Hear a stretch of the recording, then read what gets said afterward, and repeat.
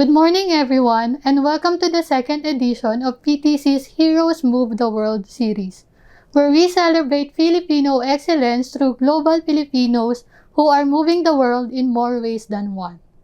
This morning, we have a very special guest who will share not just the story behind his successful maritime career, but more importantly, his advocacy for our Filipino seafarers. He is a seasoned PTC Global Maritime professional with over 20 years of experience in both crew management and ship management. He is also the Vice Chairman and nominee of the Angkla Party List, an NGO that seeks to champion the rights and interests of the seafaring workforce and raising public awareness of the seafarers' role in nation building.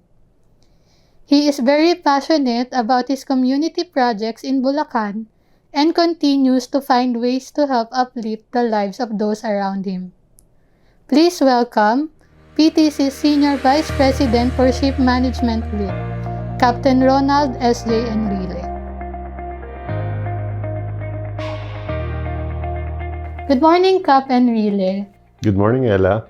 So to start with, can you please share with us how you started your career in maritime? Well, when I was in high school, I was looking for a school that offers scholarship. So I looked at the different schools and I took examination in several colleges. And luckily, I passed the exam at the Philippine Merchant Marine Academy that do offer the course of Bachelor of Science in Marine Transportation. So I have completed my 3 years theoretical at PMMA, and then eventually I was able to board a ship for my shipboard training. Then I went back to school for another year. I got my degree and my license as a third officer. So that's the start of my career at sea. So that's how it started, Cap. So what made you interested in pursuing a career in seafaring? Well, when I was doing my shipboard training, I have seen the importance of the maritime industry. I mean, ships are bringing goods from one port to another, and I have seen a lot of countries, people, the culture, and it excites me, because I've seen a lot of opportunities working on board. Okay, yeah. So, Cap, how did you eventually shift from maritime career on shore? Well, it's quite challenging on board, but I have learned a lot of things, managing people on board. But the time comes when I said that I think there are a lot of things that I can do on shore. So I started my career in shore. I started as a recruitment officer, then as a crewing manager. Then in 1994, I shifted to Philippine Transmarine Carriers, where I stayed from 1994 up to the present. So I rose up from the rank, from Marine Personnel Officer to Crewing Manager, Fleet Manager. Then I became Assistant Vice President for Crewing Operation, then eventually Vice President and Senior Vice President. And then later on, I was part of the Angkla Party List. Then later on, I was transferred to head the Ship Management Group. So the work on shore is very challenging and very fulfilling because I was able to help a lot of people find jobs. I was able to motivate people to move up the ranks from cadets to master and cadets to chief engineer. So that's very fulfilling, and I enjoyed working at PTC because we are very protective of our people. We want our people to move up, and we give them a lot of opportunities. Okay, yeah. So my next question, Cap, is, of course, we all know that there are a lot of challenges that may arise on board and on shore. So while you were an active seafarer, what were the challenges that have you and your fellow seafarers have encountered? Well, there are a lot of challenges that I have encountered while on board. You know, when you go on board, there are a lot of the people going on board are from different regions, especially in the Philippines, where you have different culture. No? Plus, you will be working with other nationalities. So, adapting or what you say, how do you keep the balance between work and the cooperation. No? So it's challenging, but once you find the right move, then it will be easier. Of course, the other challenges is when you are on going to the different ports, because ports authorities differs from one port to another. So you have to adjust to that. There are straightforward people. There are people that you need to make some arrangement. So these are the challenges that you would encounter while on board. And on shore, there's the same thing, because we're dealing with people. When you talk to people, they have a lot of there's a lot of things that you need to understand, that you need to adjust. No, especially when you're managing people.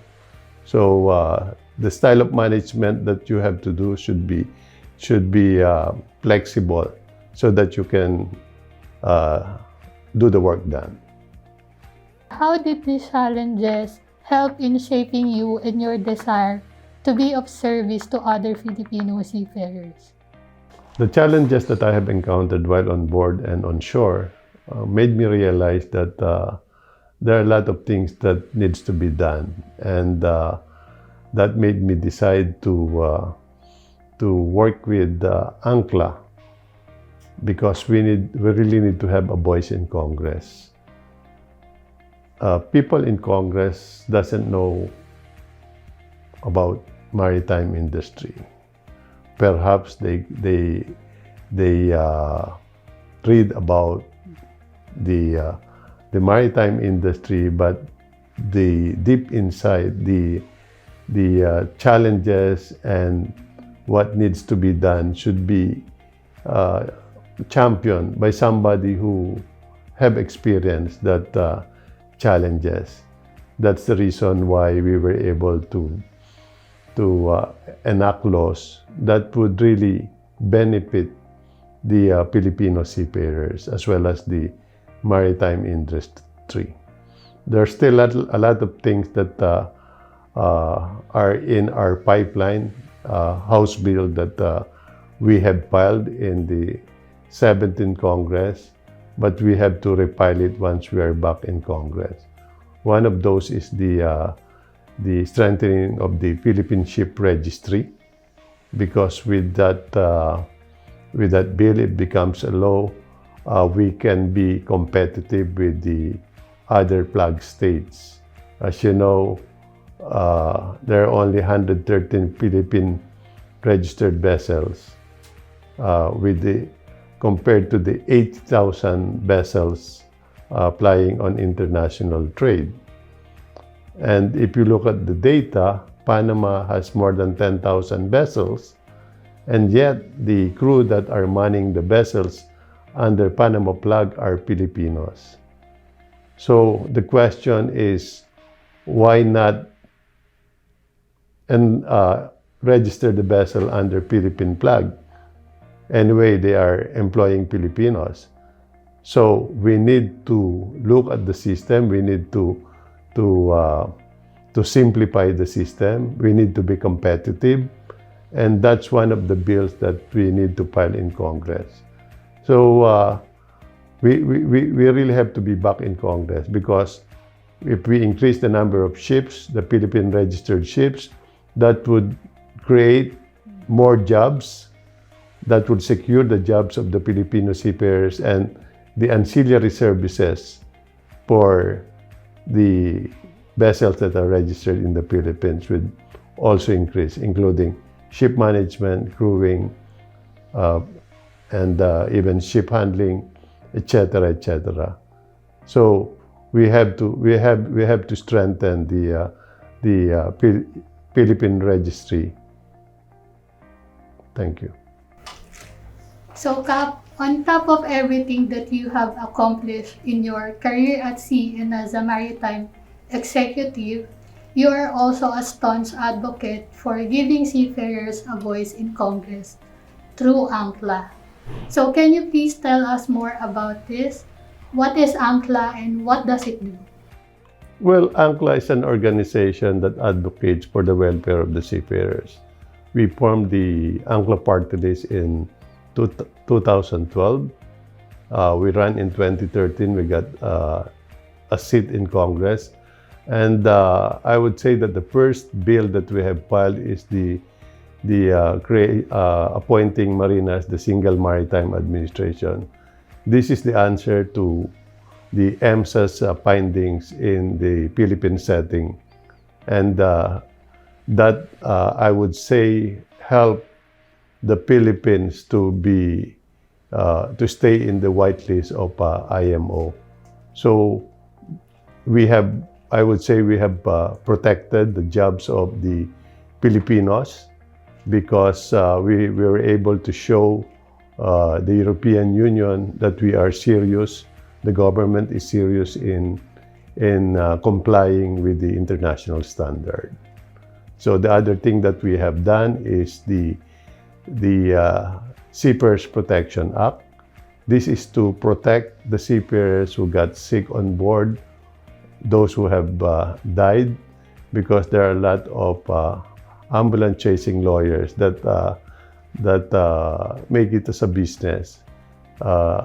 Unfortunately, there are seafarers who agree with the conditions of the lawyers, but when they get the benefits, almost 40 to 50% goes to the lawyer, and it's very unfortunate. It's the last card of the seafarer, and they should get the full benefit that they're due them.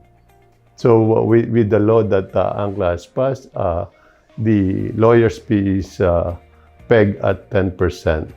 So I think that is a big help for the seafarers. The law that was passed, RA 10635, was very important for the country because without that, because that's the law that convinced the European Union that the Philippines is doing its part in complying with the EMSA audit. So with that, we have gained the trust of the European Union that the government is really serious. And with that, we were able to retain the jobs of the Filipinos on board the European beneficially owned vessel. So I think that's one thing. And also, we need to set the standard also because we are the #1 supplier of seafarer in the world. I would say that 30% of the total seafarers from the world is coming from the Philippines. So that's a great contribution, and our Filipino seafarers contribute close to $7 billion annually, and that helps the economy of the country. Another law that we have authored in Congress is the reduction of the estate and donor stocks. It used to be that the estate and donor stock is about 32%, and with the bill that we have filed, now it was reduced to 6%. So that would benefit the people that accepted the donation, as well as if you inherit something from your parents. So I think that's a good thing that we have done, and that would help not just the seafarers, but the general public. Cap, my next question is related to COVID-19 pandemic. So, seafarers were among the most affected by the COVID-19 pandemic. Can you please tell us what has Angkla done for seafarers during this period? Angkla has done a lot of coordination with the government because we know that the issue when the pandemic arises is that our seafarers had difficulty going home. Most of them were on extended contract, but I think we need to praise also the seafarers because even if they're on extended contract, they're still continuing doing their job. But Angkla has coordinated with the government that there be given the green lane, meaning that that there should be a special arrangement that those ships that can be diverted to the Philippines be given a green lane so that crew changes can happen, so that we can send home our Filipino seafarers, take the rest, and those that are on long vacation can go back to sea and have their employment. So that's the thing that we have done. And the other thing is that we also have coordinated with the government to prioritize the vaccination of our seafarers, because it is very important that our seafarers be vaccinated so that when they go on board, that they are protected from the virus. You know that when you are on board, there are no doctors. So it's very important that they should have the full vaccination so that they'll be safe. So, aside from the COVID-19 pandemic, what are the other challenges that the Philippine maritime industry is currently facing? Well, the threat of EMSA is still here. The Maritime Industry Authority, in coordination with the different stakeholders, are working together to address the issues, the audit findings, and hopefully that can be resolved. But what is important here is for us to help Marina. And our plan when Angkla gets back to Congress is to give them more budget. Because in 2013, when we first came into Congress, Marina budget was close, I think that was about 400 million. But Angkla made it possible that the budget of Marina be increased to 1.2 billion. But I believe now it's again back to 400 or 500 million, which is, I believe, not enough to sustain the work that we're doing for our seafarers and to the maritime industry. So we need to help Marina. We need to give them more budget. We need to have research and development so that we will be ready on the requirements of the international shipping to comply. Cap, my next question is, why should seafarers and the members of the maritime industry vote for Angkla? With the contribution of the maritime industry to the economy of the country, we need to have a representation in Congress. And Angkla has a track record that we can do the job. We have passed several laws in the 16th and 17th Congress, and that alone is a testament that we are a real party list for the seafarers. So we need a champion in Congress that knows the issues, that knows what kind of legislation we need to do. So we are appealing to the people to support Angkla in the coming election. How about why should people outside of the maritime sector boat for Angkla? Well, for those people that are not in the maritime industry, you have to understand that everybody is benefiting from the work of the maritime industry. 90% of the goods are shipped through ships, and everything that you see in your table, the food that you eat, the gasoline that you put in your car, the clothes that you wear, these are all brought by ships. So we need to strengthen the maritime industry, especially that the Philippines is an archipelagic country. We can modernize the ships that we have here so that we can help the commerce. So we are asking also the non-seafarers, the non-maritime, to support Angkla, because what we're doing has an effect to all of us. So please support Angkla, number 1 to 8. Thank you, Capt. Thank you for answering all my questions. But before we close this session, I have one last question. Capt, what is your message to our Filipino seafarers and the maritime community as a representative of Angkla?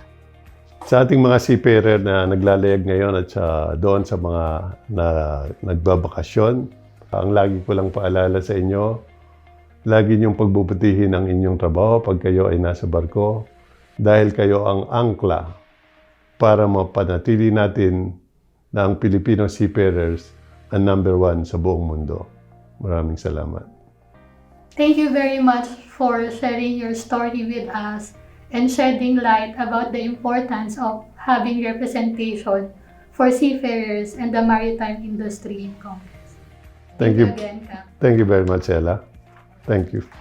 We invite you to know more about Angkla by visiting angklapartylist.com and following Angkla's Makati chapter on Facebook, Instagram, and TikTok. Again, thank you very much to those who joined us for this very insightful session of PTC's Heroes Move the World series. Magandang umaga at maraming salamat po.